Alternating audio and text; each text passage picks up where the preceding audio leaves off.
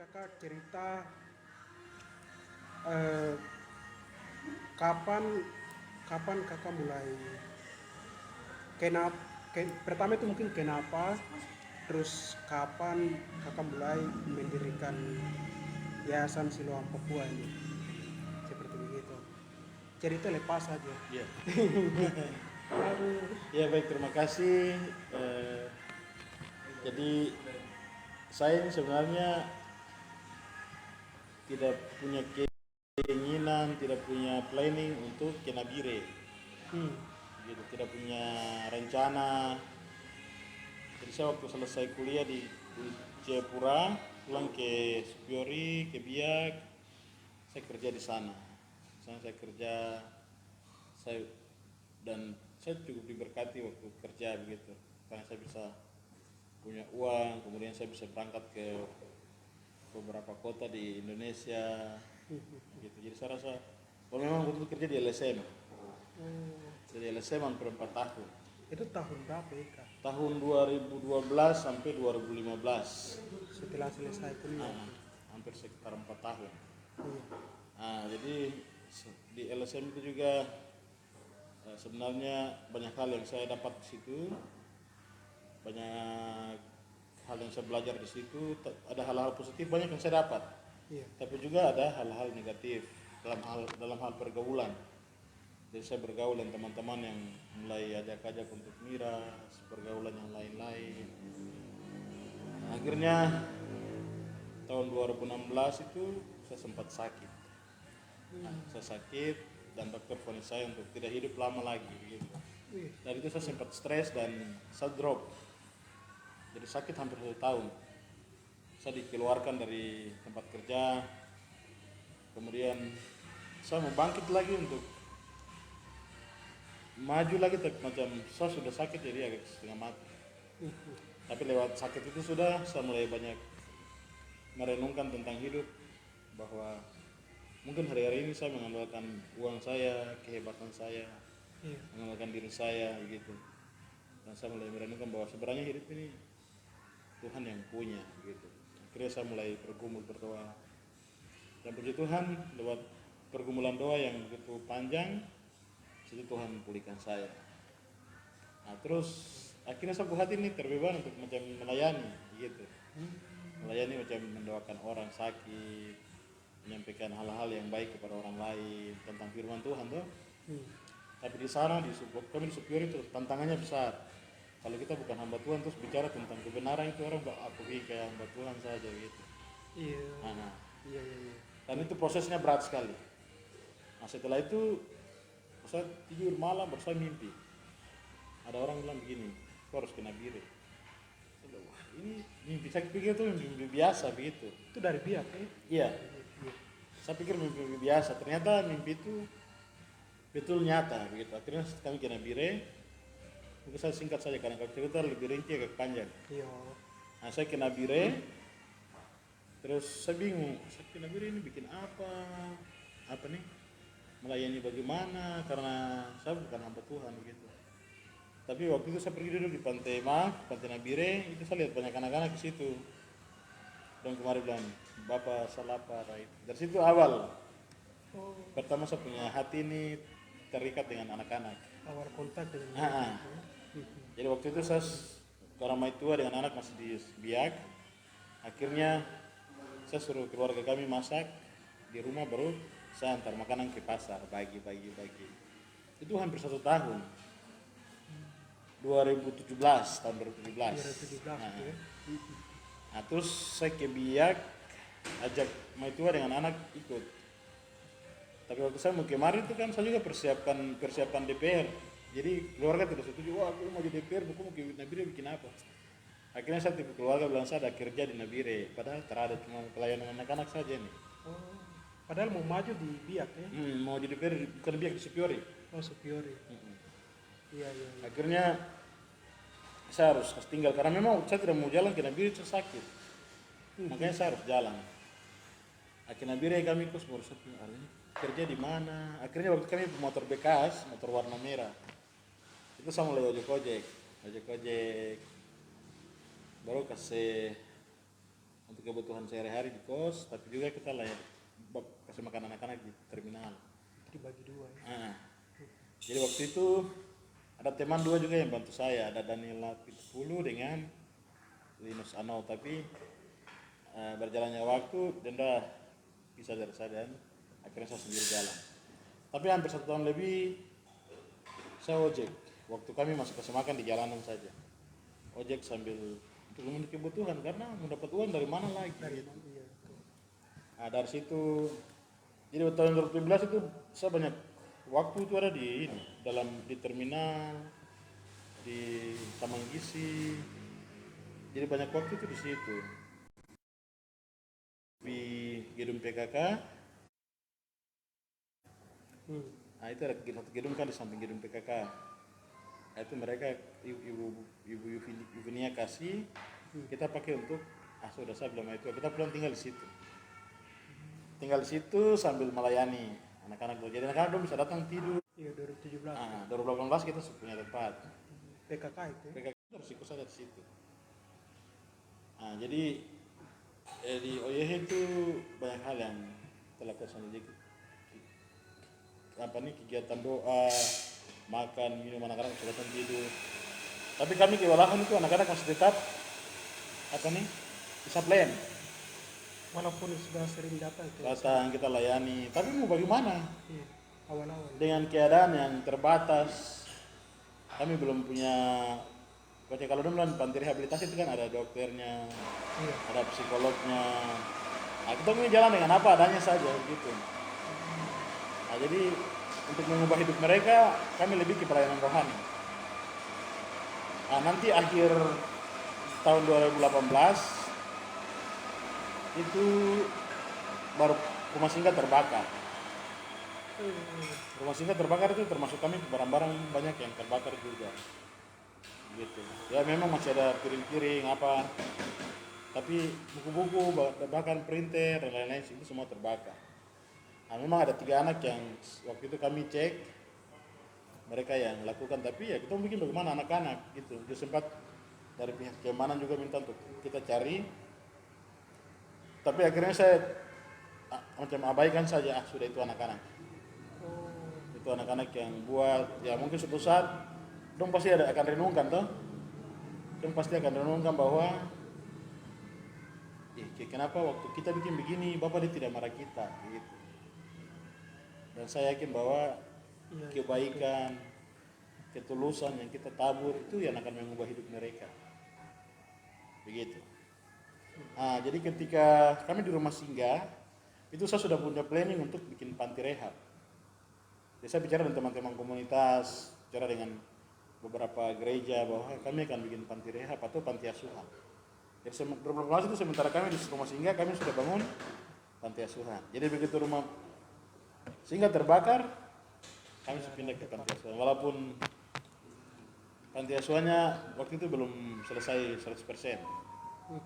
Jadi kami tinggal baru kami layani anak-anak gitu. Oke. Itu tempatnya yang di sebelah itu. Iya, jadi untuk panti asuhan yang saat ini itu ada di Jalan Jayanti Putaran 1 Kalibobo. Oh, Iya, Kalibobo. oke. Itu tentang kapan begitu, kapan bagaimana? Mungkin terkait mengapa, maksudnya mengapa kan waktu Kak Kamus di Biak itu kan posisinya Kak Kamus sudah di posisi yang sudah lumayan enak lah seperti itu. Terus waktu itu rencananya mau maju DPR dan lain-lain seperti itu. Nah, kenapa kemudian datang ke sini ketemu dengan satu persoalan yang kemudian itu menjadi titik balik begitu, semacam titik balik. Nah, kenapa begitu? Kenapa mau terjun ke sana? Iya. Itu yang tadi saya bilang dari awal. Kalau saya sendiri sebenarnya saya tidak mau begitu secara pribadi, secara manusia. Tapi lewat ini saya yakin bahwa ini mungkin panggilan Tuhan gitu buat saya. Karena saya sudah berusaha untuk lari dari pekerjaan ini. Saya sudah berusaha berapa kali menghindar. Terutama yang Tuhan kasih untuk saya itu macam kesabaran, kasih, kemudian konsisten. Nah, itu karena waktu kami mulai awal itu, kalau orang pikir mendingan saya cari kerja begitu, supaya bisa topang pelayanan begitu. Yo, Tapi tidak, Tuhan bilang kau harus fokus melayani saja ke manusia. Wah, masa dapat uang dari mana dari begitu mana kan? begitu ya? Untuk pakai melayani.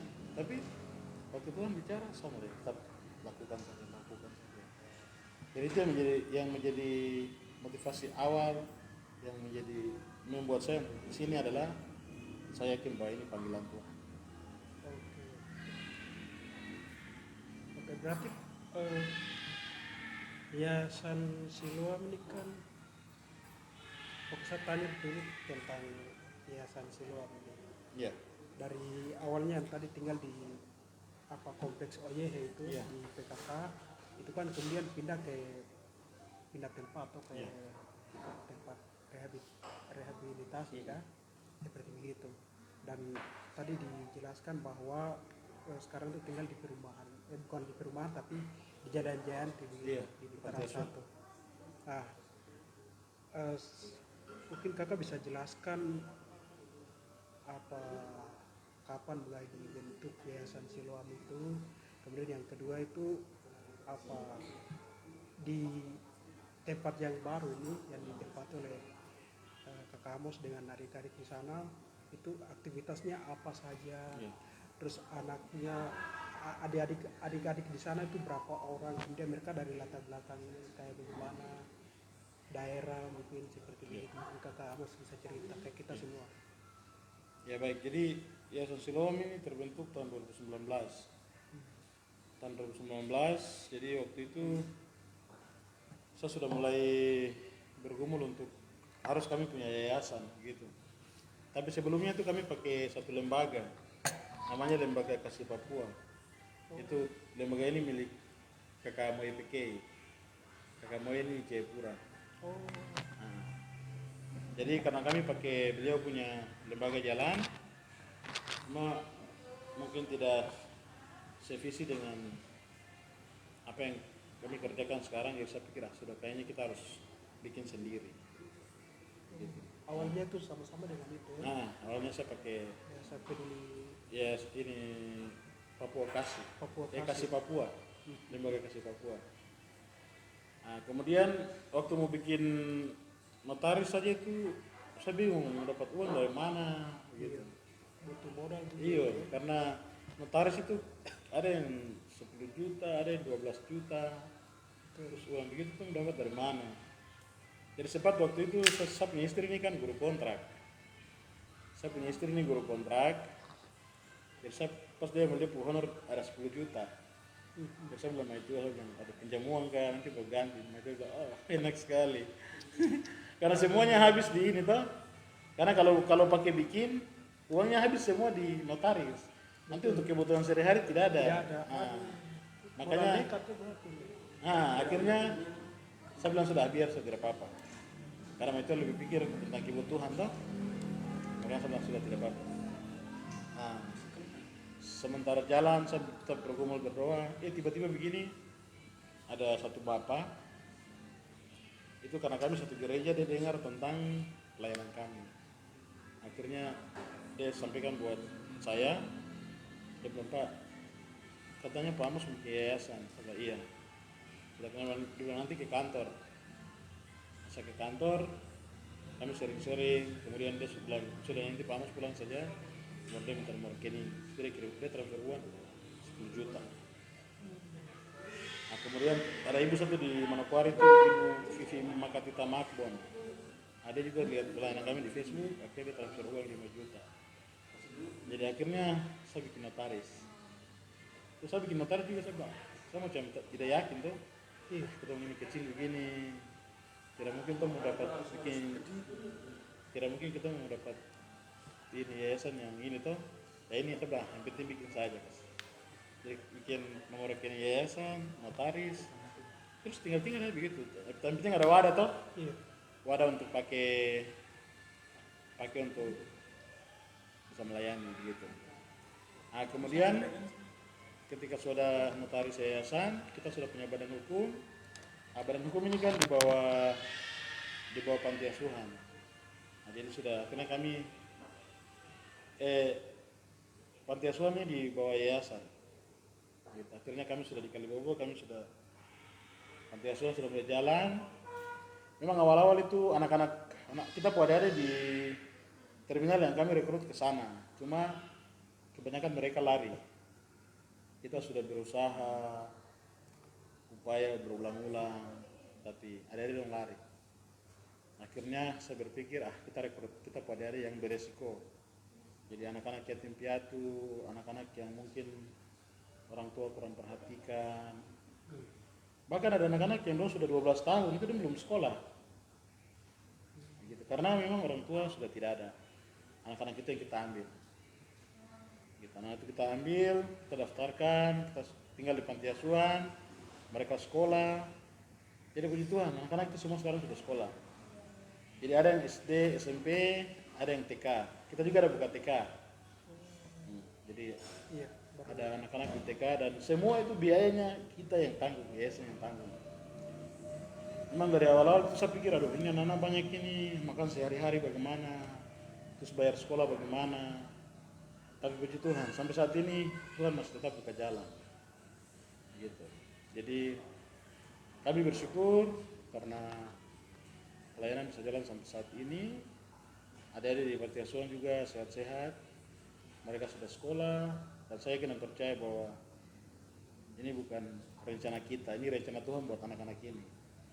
Gitu. Jadi suatu kali itu ada wartawan begitu. Kan dong dengar bahwa saya pernah punya cita-cita jadi bupati juga toh, gitu. Jadi tuh Pak Mus masih mau jadi bupati, saya tidak. Saya mungkin sudah tidak, tapi mungkin anak-anak ini yang biar jadi bupati sudah. Biar saya urus dong saja begitu. Terbaik sudah. Ya jadi itu sedikit yang kami lakukan dan kami rindu sekali banyak anak-anak kita. Ya mungkin satu lagi anak-anak yang ada di panti asuhan kebanyakan itu bukan kebanyakan sih, anak-anak itu berasal dari ada dari suku Biak. Suku Biak itu hanya satu. Ada yang dari suku Me, ada yang dari suku Moni, kemudian ada yang dari Duga, kemudian ada juga Dani juga. Jadi tidak hanya satu suku. Ya tergantung anak-anak saja. Kalau anak-anak tuh dia mau dari suku mana, tapi kalau dia latar belakang anak yatim piatu dan dia mungkin kurang dapat perhatian keluarga dan mungkin dia juga butuh untuk disayang, dibina, dibawa ke panti asuhan pasti kita terima gitu. Tidak pilih gitu. Yang penting dia anak yang mungkin kurang beruntung begitu. Mungkin mama dan bapak meninggal terus tidak ada yang ngurus dia, itu tidak apa-apa. Iya. Kita tetap terima gitu. Oke. Untuk jumlahnya ini. Iya. Dari sejak dibuka sampai sekarang itu mungkin yang sampai sekarang masih aktif itu kira-kira berapa? Seperti ini mungkin kakak bisa ceritakan lagi. Jadi anak-anak yang masuk ini awal itu 3, 4, 5 sampai puji Tuhan sekarang sudah 20 anak. Bahkan kapasitas panti asuhan sekarang sudah tidak mampu untuk menampung mereka. Gitu. Jadi kadang 2 anak tinggal 1 tempat tidur. Ya kita mau bagaimana lagi gitu. Akhirnya sekarang kita sudah bikin fondasi lagi untuk panti asuhan putra. Karena sekarang laki-laki dan perempuan gabung. Gitu. Sebentar ini masih gabung. Jadi 20 anak ini mereka gabung, laki-laki perempuan gabung. Kami punya kerinduan untuk mereka harus bisa. Jadi anak-anak perempuan ini harus tinggal di yang lama, terus yang laki-laki pindah ke yang baru. Nah sekarang kita sudah bikin fondasi ini selesai. Ya puji Tuhan kalau ada berkat lagi kita mulai bangun dari bawah. Ya. Oke. Mudah-mudahan ya. Ya saya yakin sekali bahwa tahun ini atau awal tahun depan mungkin sudah selesai. Amin. Oke. Berarti sampai sekarang sudah ada 20-an Iya. anak yang, dan 20 anak itu mereka berasalnya dari apa, asal daerah yang beragam. Iya. Kelompok usianya juga mungkin beda-beda. Iya, beda-beda. Iya, ada juga yang dari apa nih Mambrama, tapi memang dong lahir besar Nabire, Oh, yang suku Fawi kah, orang Fawi. Iya, orang Pawi. iya Fawi. Iya, Ada 3 orang. betul. Ah, untuk aktivitas di sana itu seperti apa?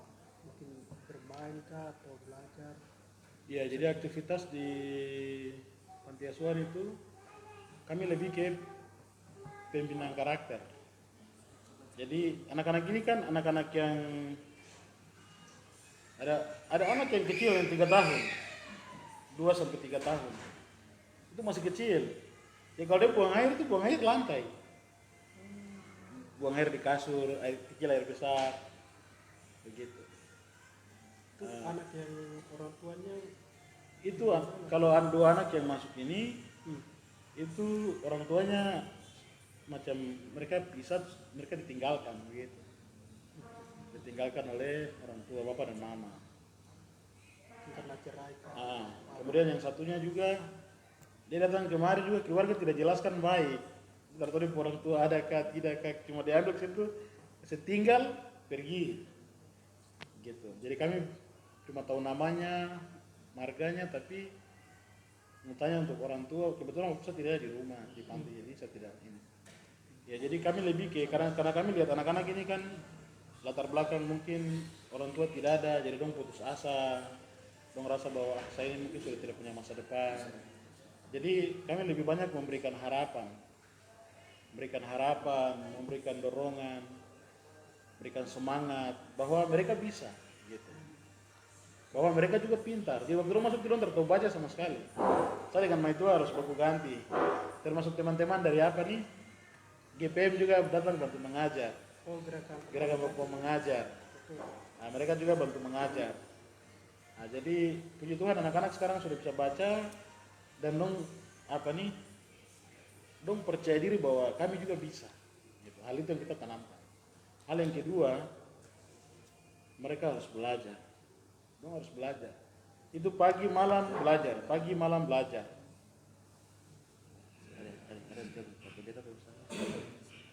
Oh, ya kalau oke, teman-teman, ini narasumbernya lagi sedang ditelepon oleh orang yang penting. Kita sabar dulu ya. Sambil minum. Ini V60. V60 ya?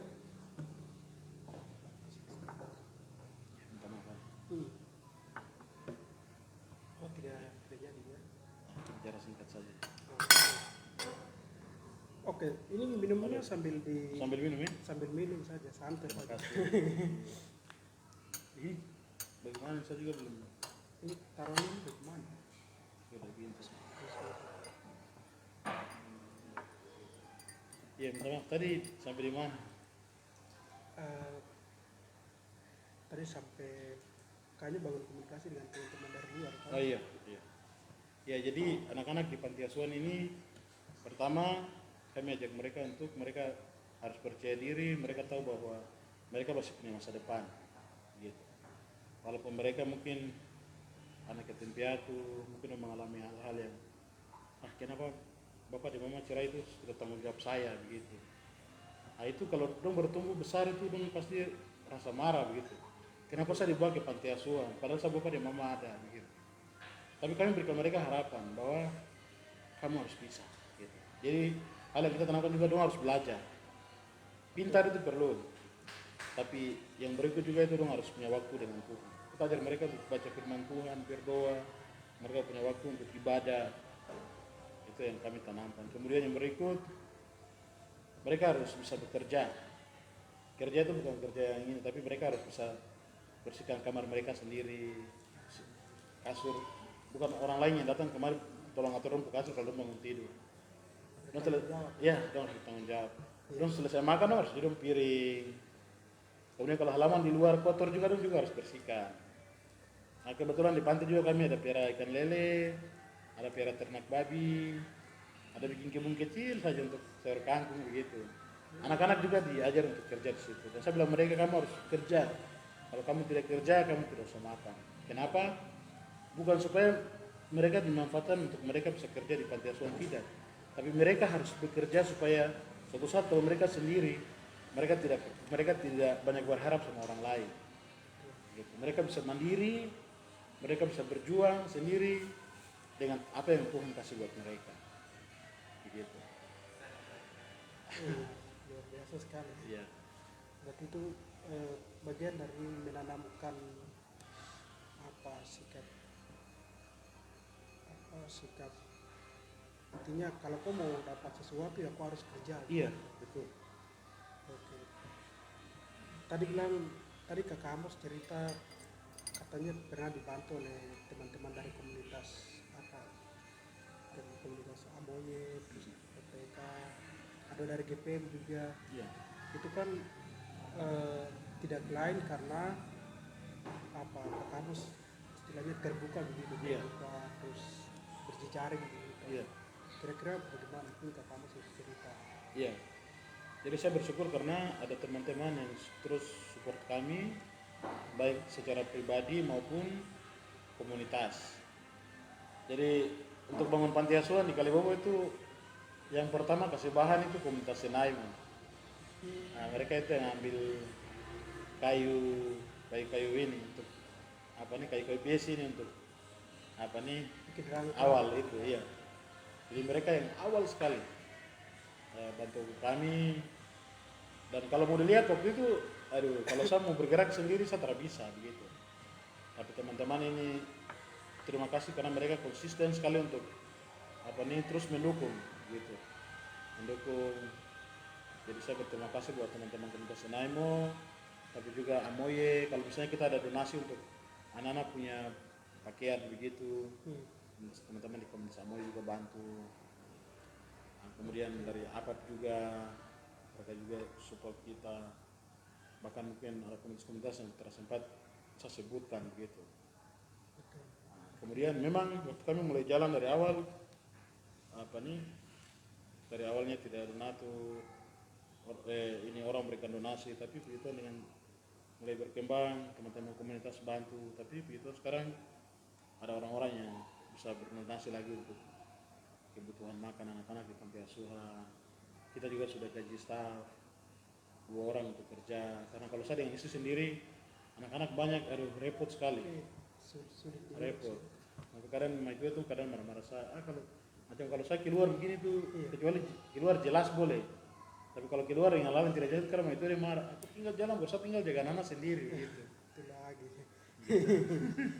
Baru bukan anak sedikit, kita punya anak sama dengan 20 anak yang ada. Kemarin sore itu sempat ini, tapi akhirnya saya juga renungkan, saya juga harus punya waktu banyak di rumah. Jadi ada kegiatan-kegiatan luar yang harus saya cancel gitu. Kayak kemarin itu ada tawaran pekerjaan di Biak untuk ikut training 1 minggu. Saya pikir itu, ini saya pergi ke tidak. Tapi akhirnya saya cancelakan. Saya harus cancel. Memang kita butuh uang juga sih. Tapi anak-anak ini lebih penting. Gitu. Karena dong punya keamanan, dong punya kesehatan, itu kita harus perhatikan. Jadi mungkin begitu. Oke. Berarti selama ini itu kamu terbuka terhadap mau kerjasama dengan teman-teman dari baik perseorangan, terus dari komunitas, termasuk gereja juga ya? Iya, gereja juga yang awal-awal mereka support. Sampai saat ini kadang ada hamba Tuhan yang datang ke panti asuhan cek bagaimana. Sampai kadang ada yang antar beras juga untuk anak-anak dari hamba Tuhan. Nah, ini saya ada dengar juga nih katanya Kak Amos melalui Yayasan Siloam kerjasama dengan teman-teman Kita Bisa kan? Teman-teman dari Kita Bisa. Jadi Kita Bisa ini salah satu platform di lewat internet. Jadi biasanya kalau ketemu orang mau galang dana kan begitu bisa diambil di sana seperti itu. Nah mungkin Kakak Amos bisa cerita gitu. Iya. Jadi memang awal-awal kita bisa itu mulai dari ini Mama Berta. Jadi waktu Mama Berta itu kita belum belum punya hubungan yang terlalu dekat dengan kita bisa orang. Cuma hanya sebatas share-share saja begitu.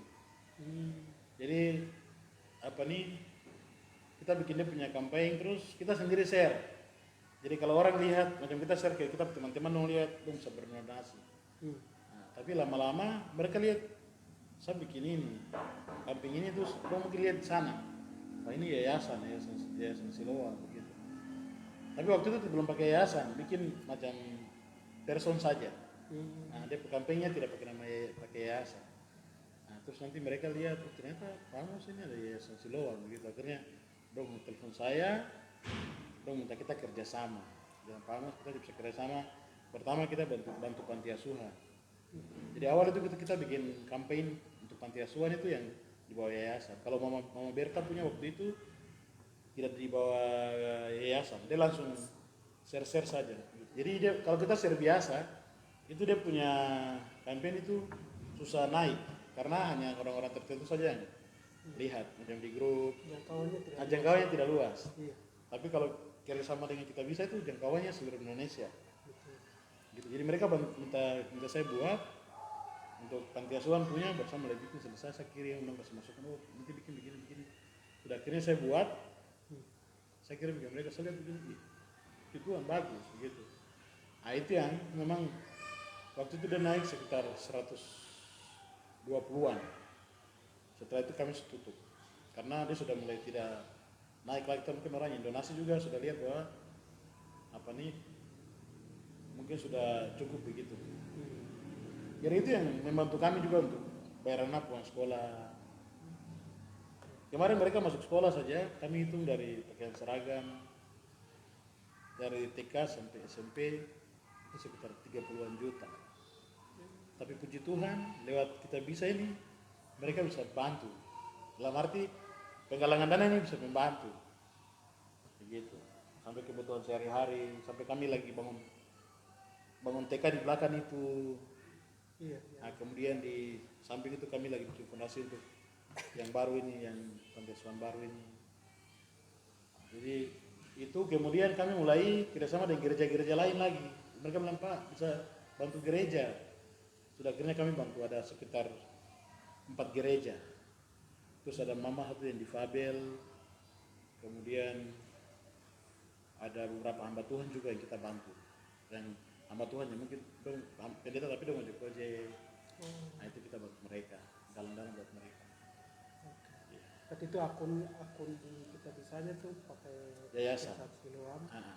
Terus kampanyenya kampanye itu kita bisa yang kampanyekan. Maksudnya mereka yang sebarkan. Kita cuma mungkin siapkan foto, video, data itu saja. Selanjutnya dong sendirian mainkan di sana. Nah, memang saya lihat teman-teman kita bisa ini kadang dong tambah-tambahin macam dong tambah-tambah kata-kata yang bisa menarik simpati orang untuk ini tuh. Jadi kalau orang baca itu berdonasi luar biasa sekali gitu. Nah, terus mereka juga minta kita cari isu yang tren supaya kalau kita turun bawah itu langsung dia punya donasi bagus. Jadi kita tidak salah-salah ambil saja. Nah, jadi sekarang isu yang bagus itu panti asuhan, gereja, tapi gereja sekarang sudah mulai ini karena banyak gereja yang sudah diajukan toh. Iya. Nah, sekarang gereja Katolik yang dong bilang toh harus ambil. Gitu. Gereja Katolik dengan hamba-hamba Tuhan, bangunan pastori, pastor-pastor gereja terus. Nah, cuman itu sudah apa itu agak setengah mati karena anak-anak di panti asuhan itu mau keluar, saya keluar kalau ada waktu keluar baru saya bisa ketemu, baru saya bikin ini campaign. Kalau tidak ya tidak. Ya mungkin dari media sosial baik di Facebook maupun Instagram mungkin ada pertanyaan kah atau tanggapan kah? Oh sementara belum ada ya? Ini saya tambah sedikit satu ya? Iya bisa. Ya jadi selain panti asuhan kita juga bermimpi untuk bangun panti rehab, panti rehabilitas. Karena kita pada Daibon ini masih jadi pergumulan, masih jadi beban. Anak-anak yang di panti asuhan sana itu anak-anak yang beresiko saja. Kalau mereka tidak dijangkau, mereka juga akan tidak anak baik. Ah, ah. Terus kita pada ada yang masih replan di pasar. Ini kalau tong ketemu orang, dong masih tetap begitu. Jadi kita punya keinginan sekali untuk punya panti rehabilitasi. Nah, kemarin kita beli tanah di SP2 tapi kita beli cicil, tidak beli lunak, beli cicil. Itu tanah bermasalah. Tapi kita sudah atur supaya mereka kembalikan uang, kita cari tanah lagi. Jadi kita berencana itu bukan panti rehab anak-anak yang kecanduan saja, aibuan saja, tapi kalau bisa kita pakai bikin juga tuh untuk saudara-saudara yang gangguan jiwa. Gitu. Karena saya lihat puji Tuhan kemarin tuh pergi bantu Mama Berta itu saya banyak belajar juga. Ternyata urus orang gangguan juga memang agak berat sih, orang gangguan jiwa. Tapi kalau dong sudah minum obat, dong didoakan, nah, pasti dong sembuh. Nah, cuma tidak ada wadah saja, terus tidak ada orang yang mau memulai. Gitu. Makanya kita pikir coba nanti panti rehab untuk adik-adik, pada adik orang, terus coba tong jangkau 1, 2, 3 orang yang gangguan, coba tong tes saja toh, kalau dong bisa sembuh, berarti itu saja, tong lakukan terus begitu. Pakai model itu. Iya. Lanjut. Oke. Ada lagi pertanyaan? Ada lagi kah? Mungkin sudah ada pertanyaan kah? Puji Tuhan dulu. Wah, luar Tidak biasa. ada. Mungkin dari berapa ribu ya? Dari beberapa orang yang ada di sini ada mau tanya kah atau sampaikan pendapatnya kah atau apa? Silakan. Kakak John mungkin, Kakak Harold. Saya tanya saja sudah. Iya, silakan. Bah, iya tanya sudah. Silakan tanya. Iya, hai selamat sore. Selamat sore. Saya Kamus, saya mau bertanya. Yayasan ini kan sekarang, Yayasan Siloam khususnya ini kan sekarang bergerak untuk kita punya adik-adik yang memang sudah tidak punya orang tua, kemudian ada tapi tidak mampu. Nah, nanti ke depan ini kan kita punya adik-adik pasti dong sudah semakin besar, belum dari kecil saja dong, SMP, kemudian SMA bahkan sampai kuliah. Ini apakah ada langkah untuk dari kakak orang? Nanti kalau dong sudah usia pada SMP mungkin dong sudah tidak dikatakan sebagai adik-adik lagi, mungkin semakin banyak lagi ada adik-adik kita yang masuk ke kakak dong punya panti di yayasan situ. Ini bagaimana nih langkah untuk kita ini apa ini tanggulangi Pak, Iya. tanggung jawab kita pada diri kalau dulu sudah sekarang ini sudah usia SMP, SMA kayak gitu. Itu kakak dong sudah berpikir sampai ke situ kah atau bagaimana? Ya, jadi untuk langkah ke depan itu memang untuk tong pada yang di panti asuhan sekarang itu kita kerinduan itu kita punya panti asuhan tapi kita punya sekolah gitu. Jadi anak-anak ini tidak sekolah di luar, tapi mereka sekolah di dekat panti asuhan sehingga proses pembinaannya jalan baik. Gitu. Nah, memang langkah-langkah itu memang kita sudah pikirkan bahwa setelah SD, jadi kita putar gitu tahun depan kita harus punya SD. Oke. Gitu, kita punya SD supaya mereka sekolah di sekolah kita sendiri. Iya. Kalau TK-nya sudah. TK-nya sudah, iya. Mereka sekolah di sekolah kita sendiri. Terus kalau anak-anak yang memang tidak, kalau tinggal di panti asuhan maka dong biaya semua kita juga sendiri yang harus tanggung. Siap. Dan kita juga pikir nih kita bangun dari mana, gitu. Tapi saya percaya bahwa pasti ada jalan, Ya. gitu. Pasti. Nah, jadi kita buka SD, terus kalau mungkin kita buka SD tahun depan itu berarti SD angkatan pertama. Nah, sambil jalan, kalau Tuhan buka jalan lagi, anak sudah besar kita harus buka SMP lagi, buka SMA lagi. Ya, kalau tuh bicara begini tuh, bicara macam ada ini, ada uang saya, yayasan kecil aja. Gitu. Tapi, iya, tapi saya percaya bahwa pasti ada jalan. Iya, benar. Jadi sampai SMA kita punya kerinduan begitu, kita tetap bina mereka sampai mereka SMA bahkan mereka kuliah, gitu. Jadi kita kerinduan seperti itu. Jadi memang kita butuh kerjasama. Kami dari yayasan sendiri tidak bisa kerja sendiri. Mungkin ke depan kita butuh staff, kita butuh guru, dan itu semua butuh biaya yang besar. Jadi tolong doakan saja semoga Atur. rencana-rencana ini bisa jalan gitu. Amin. Jadi mungkin begitu. Siap, terima kasih kakak. Yo, makasih lagi sudah tanya. Iya. Ada lagi dari Dari teman-teman yang lain yang tuh bertanya. ada yang mau bertanya.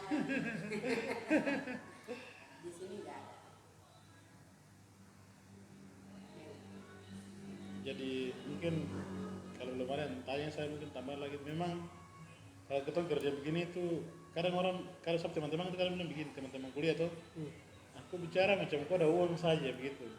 Iya. Kau bermimpi macam kau ada punya dukungan saja begitu. Tapi saya punya keyakinan bahwa ini bukan pekerjaan saya. Saya cuma alat saja untuk mengerjakan pekerjaan Tuhan begitu. Jadi mungkin yayasan ini bukan gereja sih, tapi dia yayasan, kalau saya lihat itu yayasan Kristen, yayasan yang sebenarnya bukan milik saya, milik Tuhan. Jadi saya percaya bahwa Tuhan yang akan bertanggung jawab sampai semua pekerjaan ini selesai. Dan saya lihat itu nyata. Waktu kami membuka TK, sama itu marah-marah saya. Kok buka TK baru uang dapat dari mana? Harus sempat ini. Saya bilang jalan saja. Tapi kita jalan, Tuhan bekerja. Sekarang kita dari 3 guru, ada 3 guru yang kita kasih di TK lagi, kita harus bayar mereka lagi. Bentar, sebentar. Beban semakin besar, tapi Tuhan juga pasti buka jalan. Amin. Amin, amin, amin, amin, amin.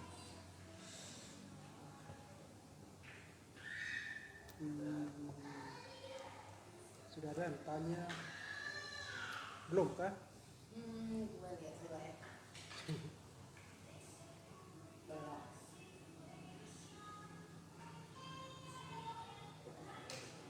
Oke, kalau belum ada yang tanya, biasa saja. Untuk ke depan, tadi kan ada sudah mulai buka TK, kemudian ke depan rencana ada membuka SD, SMP, bahkan SMA. Kira-kira model sekolahnya tuh kira-kira bagaimana? Mungkin agak mirip-mirip dengan anak panah kah atau bagaimana? Iya, iya. Ya, jadi kalau kita ke depan, saya rencana itu pertama memang pendidikan karakter itu utama. Terus anak-anak harus anak-anak cerdas, pintar. Yang kedua itu kita akan fokus lebih ke bahasa Inggris. Jadi anak-anak SD itu harus sudah SD kelas 4 ke atas atau kelas 5-6 harus sudah bisa bicara bahasa Inggris. Meskipun saya sendiri tidak terlalu cakap bahasa Inggris begitu. Iya. Tapi kita akan buat model yang sedikit beda. Gitu. Jadi supaya orang lihat panti asuhan Siloam mungkin dia punya perbedaannya di situ. Saya tidak tahu mungkin di Papua sini mungkin ada kan, tapi saya rencana mau seperti itu. Makanya beberapa waktu ini saya ada cari guru bahasa Inggris yang dia siap ngajar dari hari Senin sampai Sabtu, tapi sore dia ngajar anak di panti asuhan. Jadi kita putar gitu tuh kelas 4 atau kelas 5 SD harus speaking, bicara bahasa Inggris. Begitu. Karena saya lihat sekarang tuh peluang-peluang beasiswa banyak, beasiswa luar negeri banyak. Nah, kita tidak ada uang, tapi ada peluang-peluang itu yang kita pada hari yang kita bina di panti asuhan ini, mereka bisa tangkap peluang-peluang itu. Nah, itu yang saya baca. Bagian dari mempersiapkan. Iya. Nah, kemudian yang kedua, kita juga akan upayakan untuk ke depan kita prioritas. Kalau misalnya ke depan kita butuh guru di sekolah-sekolah, bahkan di panti asuhan, mungkin kita lebih prioritas orang asli Papua untuk kerja. Bekerja di Yayasan di sekolah macam putra guru lebih kayak kita punya putra daerah sendiri. Kalau memang orang-orang itu kita tidak dapat, baru kita cari dari luar.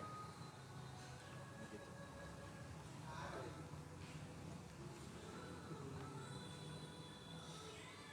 Berarti rencana modelnya begitu. Iya, rencana modelnya begitu. Pertama itu membentuk anak menjadi pribadi yang berkarakter, Iya. kemudian cerdas, menguasai bahasa asing Mampu. minimal. Iya, coba bahasa internal bahasa Inggris.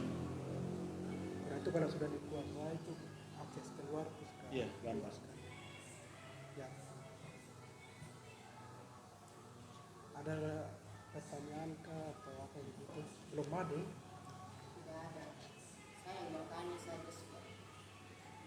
Silakan. Silakan.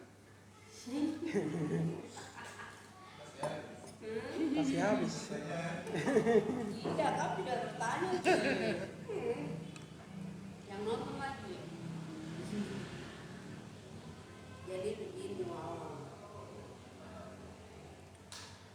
Wawa selain daripada aktivitas Wawa di panti asuhan, kemudian mempunyai kerinduan untuk kembali lagi menjaga kita punya adik-adik yang masih tercandu oleh ini idol, Iya. bahkan sampai mempunyai kerinduan ke kita punya saudara-saudara yang gangguan jiwa. Apakah jika suatu saat atau mungkin sudah ada tawaran pekerjaan lain lagi seperti mungkin SMK atau mungkin di 2004 mau ada yang datang bilang kan calon DPR sudah gitu. Kayak gitu itu mau atau bagaimana kayak gitu. Ya, jadi kalau untuk itu saya ini sudah komitmen untuk melayani, jadi mungkin untuk tawaran-tawaran itu saya sudah terima gitu. Saya mungkin fokus melayani sampai mungkin visi yang Tuhan taruh ini, ya kalau Tuhan sudah ambil hidup, Tuhan sudah ambil ya sudah. Ya, saya sudah komitmen untuk tetap melayani saja di yayasan atau Tuhan percayakan lagi melayani di mana. Nah, itu karena saya sudah komitmen. Saya bapak saja sudah marah-marah saya, tawar saya sampai membunuh saya, tapi saya tolak. Minta maaf, saya sudah ambil keputusan saya di sini dan saya akan jalan terus di sini. Meskipun banyak tawaran memang. Jadi kemarin dari UNICEF itu dong masuk ke Nabire sini dong mulai kerja, itu dong tawarkan saya tanpa tes harus kerja di situ, tapi saya tolak. Kemudian dari Yayasan Pemusram Biak, dong juga ada masuk ke Nabire, dong suruh saya harus pelatihan hari Kamis, dong berangkat ke Biak, tapi saya juga tolak. Gitu. Dan saya bilang biar sudah saya di sini saja, begitu. Karena pasti banyak anak-anak tambah banyak ke depan lagi yang kita akan urus. Gitu. Ya itu saja. Ini bapak saja yang tawarkan ini saja sudah tolak itu, apalagi orang lain. Iya. Aduh.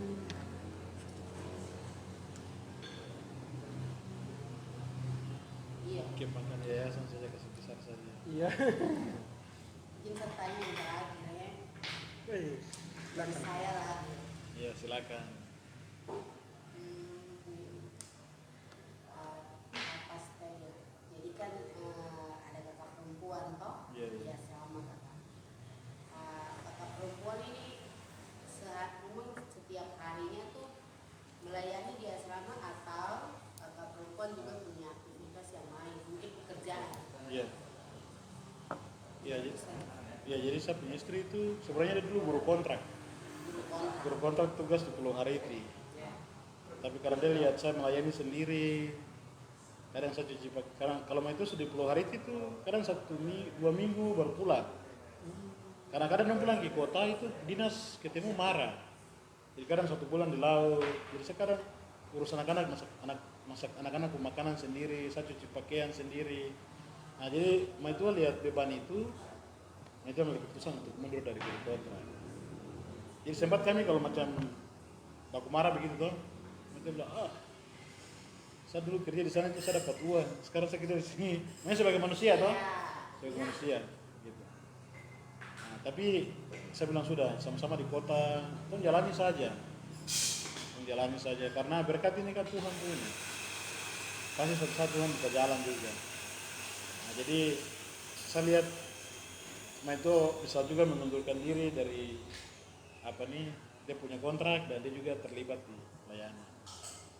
Nah, memang sekarang dia ada yang mengajar di Yayasan Pengharapan Global yang SMP. Nah, jadi dia cuma ambil part time saja, jadi dia punya mengajar itu yang dia datang. Kalau dia tidak jam mengajar dia tidak datang.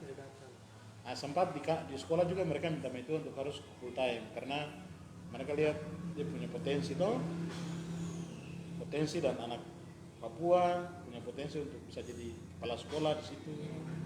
Dong sudah tawarkan dia, tapi saya bilang, kok sendiri pikir saya tidak mau bicara, antum bicara bilang tak usah lagi tetap ini lagi, kau lihat lagi.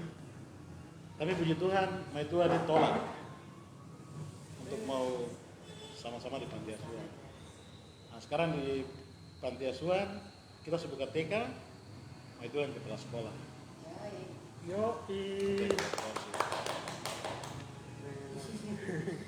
Saya dia di sini. Iya.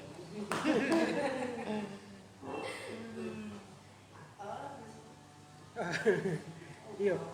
Berarti TK ini tadi mulai dibuka tahun kemarin kah atau Kita baru? buka baru tahun ini. Oh, baru tahun Yang ini. sumbang semen juga kita teman-teman 06 Eh, yang sumbang pertama begitu, kawan-kawan, teman John, teman Chris dengan kawan-kawan Oke. begitu. Berarti baru mulai tahun ajaran ini. Iya, saya baru surat izinnya juga kita sudah dalam proses pendaftaran ke Kementerian Pendidikan. Oke.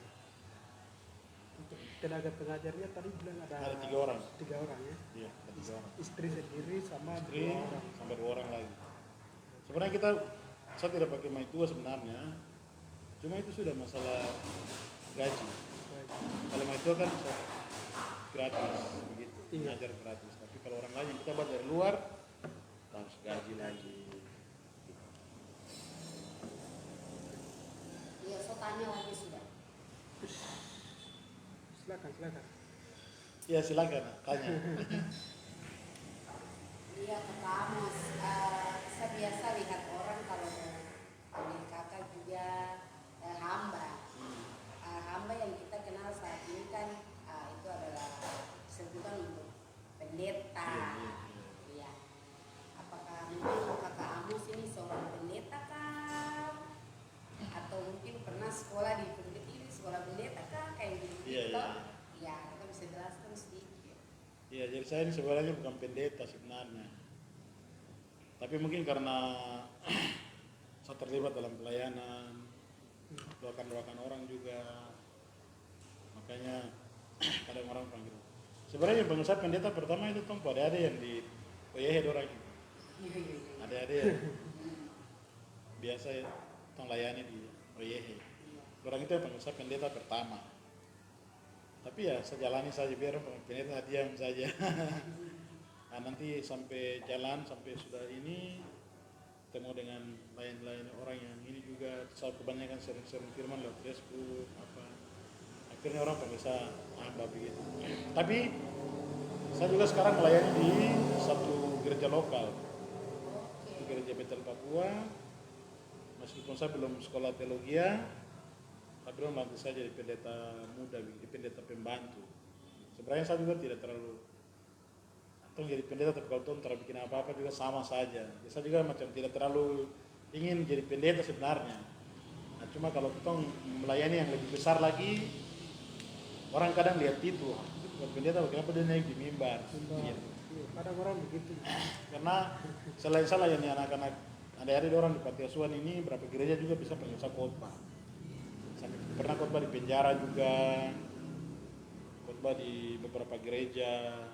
Jadi apa nih, saya juga mulai ke depan berpikir sudah kalau ada kesempatan mungkin saya bisa sekolah teologi begitu, tapi yang di Nabire saja begitu, supaya bisa apa nih panggilan ini lebih jelas lagi. Jadi begitu. Pengakuan begitu. Terima kasih. Sudah? Oke. Jadi sepertinya kita sudah cukup lama, 1 jam. Iya. 1 jam. Karena kita sudah, saya rasa kita sudah di penghujung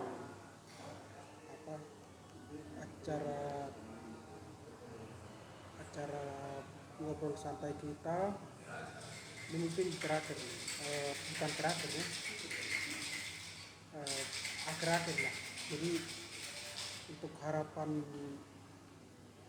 dari Kak Amos untuk kawan-kawan yang menyaksikan, terlebih kawan-kawan yang dari Papua lah, Iya. atau anak muda seperti itu. Iya,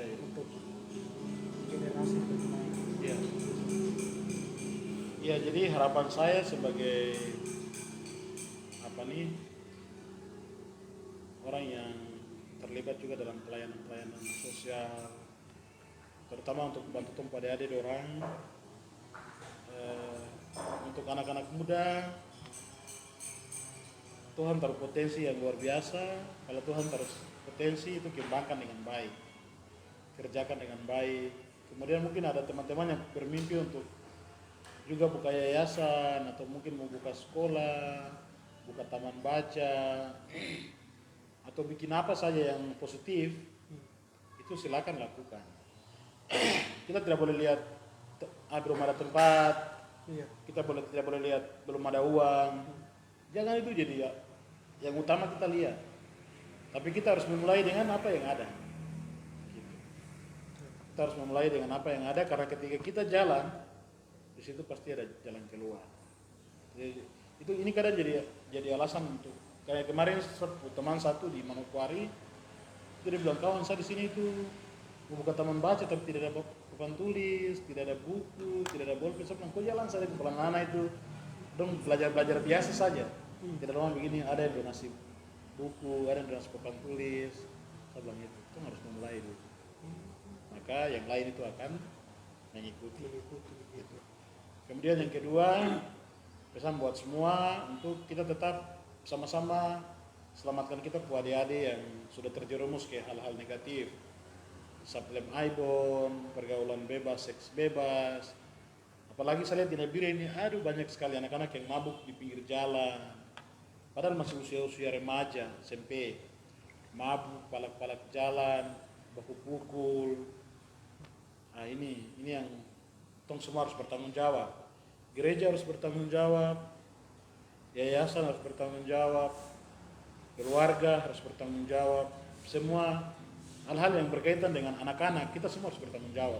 Pemerintah apalagi kita harus bertanggung jawab untuk anak-anak ini, karena mereka ini akan melanjutkan kita punya kehidupan ke depan. Apalagi kita punya suku, kita punya gereja, kita punya tanah ini ke depan. Tuh pada dong akan menjadi pewaris di situ. Kalau dong mati pulang akan juga kasihan. Ya, jadi itu sedikit saja yang saya tambahkan. Terima kasih. Terakhir saya sampaikan terima kasih banyak pertama buat teman-teman komunitas Enaimo, komunitas Amoy, komunitas apa, bahkan komunitas yang saya tidak sebutkan. Kemudian orang-orang yang mungkin sudah membantu Yayasan Siloam tapi saya tidak sebutkan, saya sampaikan banyak terima kasih. Kiranya Tuhan yang punya hidup ini terus menyertai dan memberkati kita semua. Terutama saya juga sampaikan terima kasih buat pemimpin di Enautos ini, Kakak Hanok, biar Tuhan berkati dalam kerja-kerja di masyarakat, usaha, jadi berkat untuk banyak orang. Karena beliau juga hari ini undang, lewat teman-teman undang, tapi dia juga sering support kami juga. Nanti kadang kita ketemu diskusi, dia kasih motivasi juga. Gitu. Kemudian terima kasih juga buat kami, buat teman-teman 06. 06 Itu bisa tahu. sahabat 06. Kawan John sendiri, kawan Chris itu dia ikut dari kemarin sampai sore. Terima kasih banyak untuk semua yang sudah menolong. Itu saja. Oke. Kita sebelum kita lanjut, sepertinya ada pertanyaan dari teman-teman di media sosial. Mungkin bisa dibacakan. Oke. Ada satu pertanyaan dari kakak John Wetadi. Pak Amos, bagaimana tanggapan keluarga dekat atau orang tua tentang aktivitas di panti?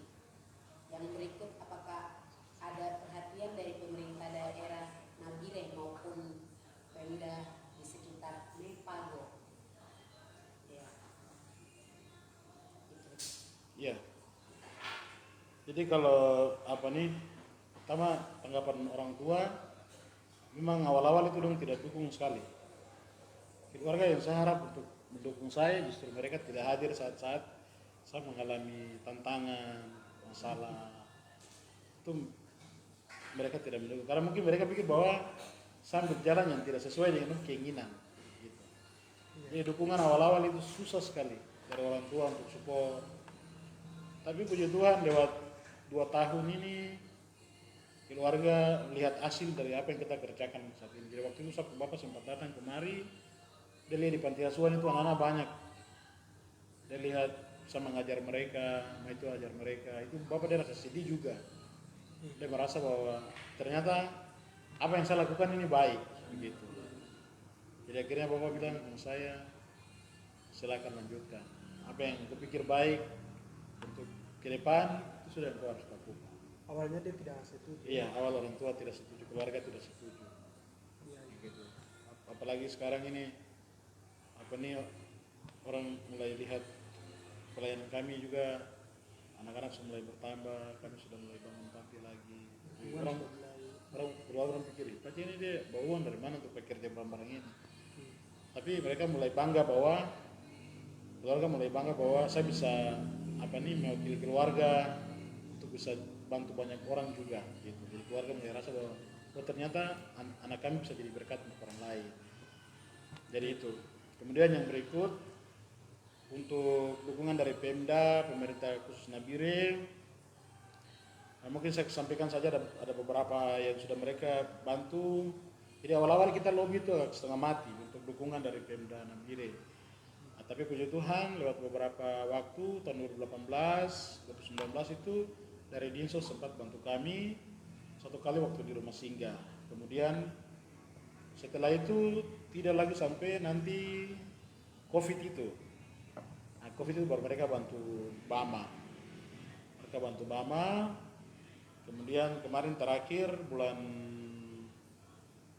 Agustus lagi bukan bulan Agustus, Juli itu mereka bantu beras 10 kilo itu 10 karung. Mereka bantu ke panti asuhan. Kemudian dari Dinas Pemberdayaan Perempuan dengan Anak mereka bantu tempat tidur, lemari, pakaian olahraga, handuk dengan selimut anak-anak, bahkan sendal. Ya, jadi itu sementara yang Pemda Nabire bantu. Gitu. Tidak dinas sosial sama dinas pemberdayaan perempuan. Iya, iya. Jadi dinas sosial sempat pernah ada bantu, dari dinas pemberdayaan perempuan 1 kali bantu. Jadi kami berterima kasih untuk apa yang sudah ditabur di panti asuhan, karena Tuhan memberkati. Kalau untuk apa nih daerah Dogiai, Deyai, Paniai, sempat Bupati Paniai sempat panggil saya juga, ketemu dengan beliau langsung di Paniai untuk kita bicara tentang anak-anak di Paniai, anak-anak yang di terminal. Cuma beliau minta saya harus tinggal di atas, tinggal di Paniai. Tapi itu sudah terlanjut kerja di Nabire. Jadi saya bilang Bapak kalau Bapak mau anak-anak yang di atas kita bawa ke Nabire. Ya, tapi mungkin Bapak berprogram kan beda dengan apa yang kita juga rencanakan. Akhirnya hubungan selanjutnya tidak jalan. Gitu. Karena memang beliau punya program juga mungkin ada, dan kita program juga harus di Nabire saja, akhirnya kami tidak jalan sama-sama. Begitu. Ya, jadi mungkin itu tentang dukungan pemerintah Kabupaten Nabire dan Mepago. Oke. Ada pertanyaan lagi? Terakhir di IG dari Mepago. Oke, Kak John. Pak Amos, dari pengalaman Bapak, apakah penyebab utama anak-anak lem Aibon? Iya, sebenarnya anak-anak Aibon itu bukan keinginan mereka sebenarnya. Itu bukan maunya mereka. Tapi keadaan mereka yang bawa mereka ke sana. Mungkin di rumah bapak dan mama sudah meninggal, mereka butuh kasih sayang, mereka butuh perhatian. Akhirnya ada teman-teman lain yang datang kasih perhatian, tapi teman-teman yang kasih perhatian ini bukan teman-teman yang baik. Teman-teman juga yang mungkin sudah Aibon. Akhirnya mereka datang cerita, main sampai bahwa mereka ini pergi Aibon-Aibon lagi. Nah, jadi pertama mungkin mereka tidak punya orang tua, sehingga fungsi kontrol untuk anak-anak itu tidak ada. Yang kedua, mungkin dalam keluarga anak-anak ini tidak di apa nih, bapak dengan mama konflik terus berkelahi terus. Bapak mungkin pulang mabuk, pukul mama. Akhirnya anak memilih untuk, apalagi kalau macam Anak-anak ini juga dipukul, itu juga bisa bikin mereka lari ke jalan. Nah, kemudian yang ketiga, dari antara dua orang tua ada satu orang yang meninggal. Contoh bapak meninggal, mama ada tapi karena mungkin mama tidak bisa mengurus keluarga harus cari suami lagi gitu. Nah itu kadang anak juga tidak setuju kalau mamanya kawin lagi, akhirnya buat dia juga tidak betah di rumah dan turun ke jalan. Nah terus yang terakhir, faktor ekonomi juga berpengaruh. Jadi kalau di rumah mereka tidak makan baik, mereka tidak minum baik, itu juga kadang anak-anak ini kan kumpul-kumpul kaleng, nanti tuh sendiri bisa lihat toh, dong kumpul kaleng di karung, dong bawa jual, itu juga tuh kebutuhan sehari-hari. Dong minum, dong kadang jual kaleng, dong makan di warung, baru dong beli lem. Gitu. Jadi sebenarnya dong tidak anak-anak ini kadang dong dapat pukul, dong dapat marah, tapi orang tidak tahu dong latar belakang mereka. Orang tidak tahu dong ini kayak apa yang bikin jalan yang ke situ. Gitu. Jadi saya juga himbau kepada semua orang bahwa terutama kita yang ada Nabire, mari kita sayang tong pada ada yang aibon-aibon orang. Kalau kan kita jalan sampai punya uang lebih, terus kasih dong uang tapi beli dong makanan saja kasih. Karena kalau kasih uang pasti dong pakai beli lem, gitu.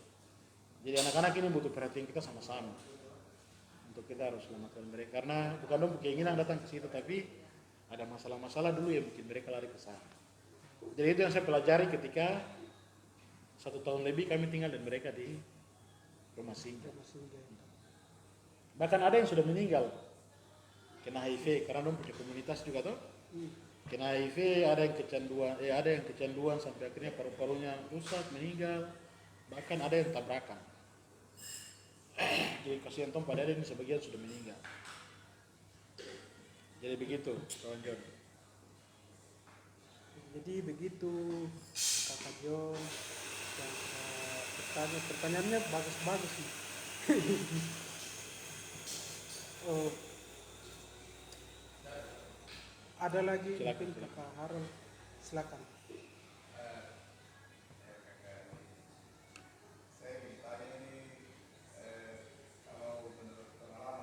Iya.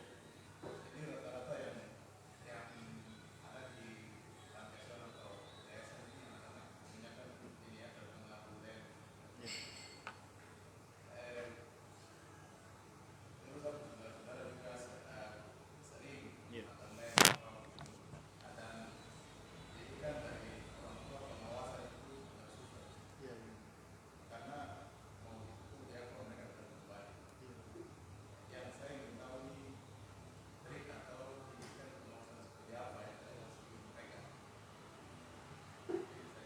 Iya.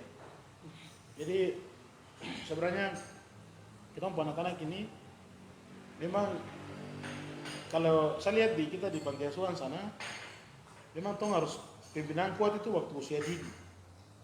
Pimpinan kuat itu harus di situ usia dini, usia mulai 3 tahun sampai 5 tahun.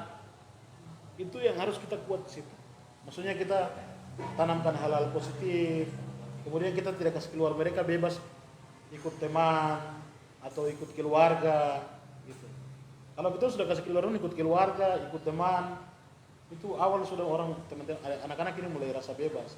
Jadi saya itu kan ada anak-anak kecil yang kecil-kecil sekali tapi bisa jalan sampai di pantai maaf sana, padahal masih kecil ini. Nah, ini yang harus orang tua agak tegas di situ. Tidak boleh biarkan anak untuk keluar terus. Karena kalau mereka sudah keluar waktu kecil, nanti sudah umur SMP itu dong biasa jalan.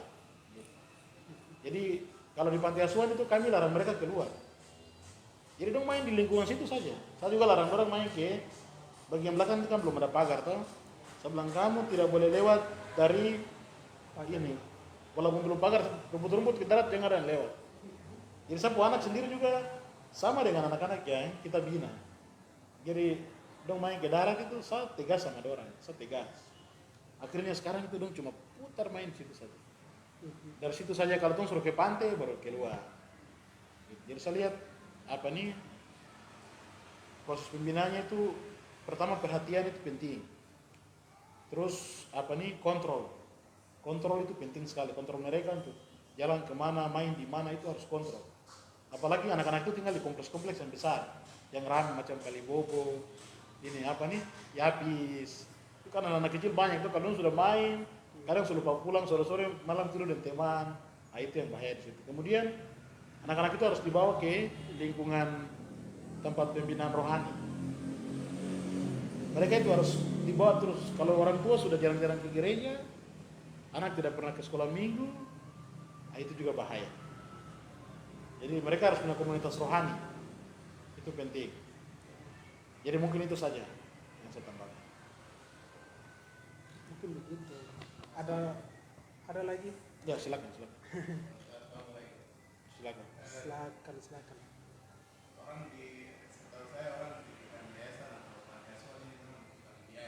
Iya. Iya.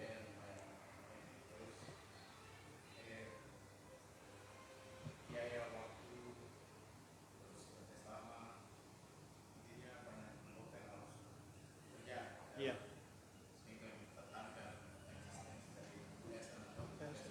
Iya.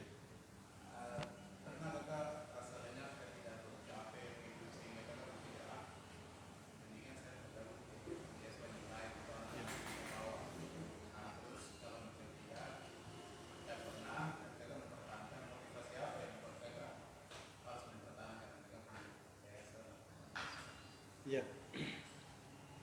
Jadi apa nih? Saya kadang juga punya apa nih pikiran-pikiran lain begitu. Untuk tetap menjaga yayasan harus jalan. Jadi sempat ada teman-teman yang tawarkan pekerjaan lain tuh, pekerjaan lain. Nah, jadi saya lihat bahwa memang pertama itu saya tahu bahwa ini panggilan Tuhan. Dan saya punya keyakinan dan saya beriman, saya percaya bahwa Tuhan yang akan tanggung jawab. Jadi kayak kita bisa ini tiba-tiba dong bisa komunikasi dengan kami dengan cara yang kami tidak pernah pikir, dan itu dengan lewat mereka ya kami bisa terbantu sedikit begitu. Kalau kita mengharap Pemda, mengharap donatur dari lain agak susah. Nah, jadi saya sempat waktu saya pikir kalau misalnya anak-anak sudah tidak punya makanan, memang yang kebutuhan sehari-hari itu makan minum saja. Itu yang penting. Dan saya sempat pikir begini, kalau anak-anak tiba-tiba terus tidak ada uang, saya harus tetap turun ojek. Saya bilang begitu, saya harus tetap turun ojek. Kalau misalnya anak-anak tidak ada punya berkat, tidak ada uang, karena Tuhan juga malu-malu kalau minta-minta. Gitu. Jadi kalau kami di yayasan itu, di Siloam itu, kalau orang datang memberi, puji Tuhan. Tapi untuk bilang kasih masuk proposal, kalau orang yang suruh bikin proposal, kami bikin. Tapi kalau bilang harus lobby ke sini, saya juga saya agak malu sedikit. Begitu. Tapi puji Tuhan dari awal kami jalan sampai sekarang masih Tuhan pelihara. Gitu. Dan memang saya pikir, kadang saya juga mulai ragu juga, betul. Saya juga kan saya bilang, aduh anak-anak banyak tapi kan sampai dong kebutuhan sehari-hari. Saya kan pikir begitu. Tapi saya punya iman dan percaya bahwa anak-anak ini dong harus diselamatkan. Anak-anak ini Tuhan punya, maka saya percaya bahwa Tuhan juga pasti buka jalan. Dan itu yang terjadi saat ini. Saya lihat Tuhan mulai buka jalan. Kemarin itu dari TVRI Papua, dong datang kemarin. Saya juga tidak tahu kira apa dong datang. Tapi ada bapak satu yang udah produser, dia bilang begini. Dia bilang, ade, tong sebenarnya mau ke Merauke. Tapi ketika saya baca ada buat artikel, tong Pataluan ke Nabire, dan tong ke Nabire ini bukan agendanya TVRI, tapi Tuhan yang suruh tong datang. Itu langsung saya kaget langsung. Luar biasa. Jadi itu yang kadang buat saya itu, saya pikir itu tong setia jalan saja, konsisten, biar ada tantangan. Mungkin seperti yang tadi ada bilang tadi, kadang ada waktu di mana tong rasa bahwa ini beban ini terlalu berat, saya sudah lelah gitu. Tapi tong harus bangkit konsisten. Makanya kita juga butuh teman-teman yang harus bisa mensupport kita gitu. Jadi saya bersyukur bisa punya teman-teman komunitas, ada hamba Tuhan juga ya ketika tong sudah mengalami tantangan yang begitu berat, dan juga datang support kita. Jadi mungkin begitu. Mungkin begitu, Kak Harul. Ada tambahan lagi atau sudah? Dari media sosial mungkin di Facebook atau Instagram ada. Kalau tidak ada, ini mungkin yang paling terakhir nih, bukan kami tapi mungkin pesan untuk apa teman-teman yang nonton baik di media sosial, di Facebook ataupun Instagram, kira-kira untuk teman-teman dari luar yang mungkin nonton obrolan kita sore ini, kira-kira kalau misalnya mereka mau ikut berdonasi kah atau memberi dukungan kah, kira-kira seperti itu melalui apa begitu, dengan bagaimana seperti Iya. itu. Baik, jadi teman-teman yang mungkin lagi menyaksikan diskusi kami sore hari ini, jika teman-teman rindu untuk menopang pelayanan untuk menyelamatkan generasi emas Papua, teman-teman bisa kontak saya lewat nomor HP, bisa lewat Facebook, dan bisa langsung ke panti asuhan di Kalibobo. Tapi juga bisa lewat kenalan-kenalan kami di Enautos ini juga bisa dengan staff-staff di sini. Ada Ade Roberta juga, jadi mungkin bisa lewat itu juga. Jadi mungkin begitu. Oke, jadi begitu pemirsa orang di manapun berada. Jadi kalau misalnya mau bantu dalam bentuk apapun, bisa langsung kontak kakak Amos sendiri. Dia punya media sosial di Facebook ada, kemudian mereka punya fanpage juga ada, ya Siloam Papua. Kemudian bisa juga lewat ya kenalan atau kawan dari kakak Amos sendiri, seperti yang tadi kakak Amos bilang. Mungkin seperti itu. Penutup dari ini saya rasa pesan atau apa yang perlu disampaikan sudah disampaikan tadi oleh kakak Amos, dan saya rasa kita akhiri sampai di sini, dan selanjutnya episode berikutnya itu episode kelima, kita akan menghadirkan waktunya sama, pemandu acaranya sama tapi dengan topik yang lain seperti itu. Tapi setelah topik yang perempuan Bang Loki seperti itu, nanti dipandu oleh kawan Roberta Muyopa.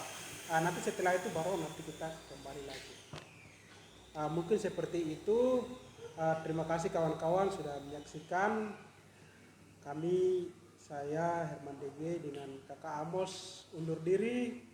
Selamat sore, selamat semangat. Tuhan Yesus memberkati. Tuhan Yesus memberkati.